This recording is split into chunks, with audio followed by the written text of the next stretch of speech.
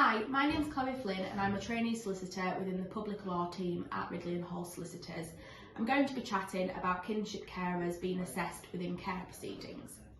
So, if a child is removed from their birth parents due to risks of significant harm, the local authority must first look to place the child with a family member or a close friend. These are defined as kinship carers. The local authority will assess the kinship carer to determine whether the child should remain in their care. What happens if a kinship carer is negatively assessed? So if a kinship carer is negatively assessed, they may be able to challenge this with the court. I would advise that you first speak to a solicitor as soon as possible, as it's extremely important to get your application in sooner rather than later. Okay. And will the kinship carer have to pay for legal fees? Legal aid is available when challenging a negative assessment, however it is means and merits based. So this means that the legal aid agency will assess your income and capital and look as to whether you meet the legal aid threshold for that. They'll also look at the merits of the case, so how strong it is to put before the court. But what I would say is that you speak to solicitors, they would be able to advise you further on the legal aid rules and whether you'd be eligible for legal aid. If you wouldn't be eligible for legal aid, we would look for a private paying basis, but we do offer some fixed fee packages at Ridley and Hall as well that we could discuss further. Okay. And what are the first steps when challenging a negative assessment? So your solicitor would make an application for party status and also an independent social worker assessment. The independent social worker would look to reassess you and then report on their findings to the court. Okay.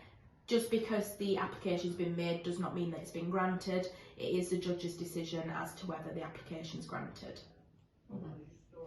And what happens if the judge does not allow the assessment? If the judge does not allow the assessment, then your solicitor may be able to make representations at a final hearing.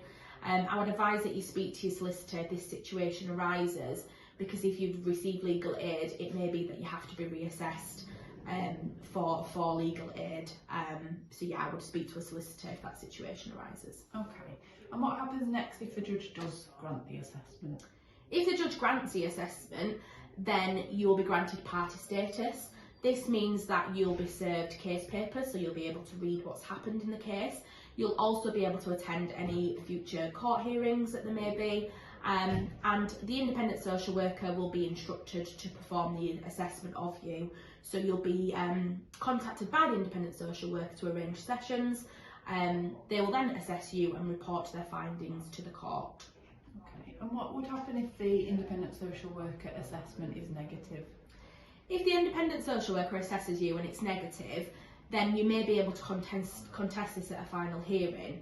Again, there could be issues with the legal aid in that you may have to be reassessed if you've already got legal aid. And so I would speak to your solicitor about that if a situation arises so they could advise you further.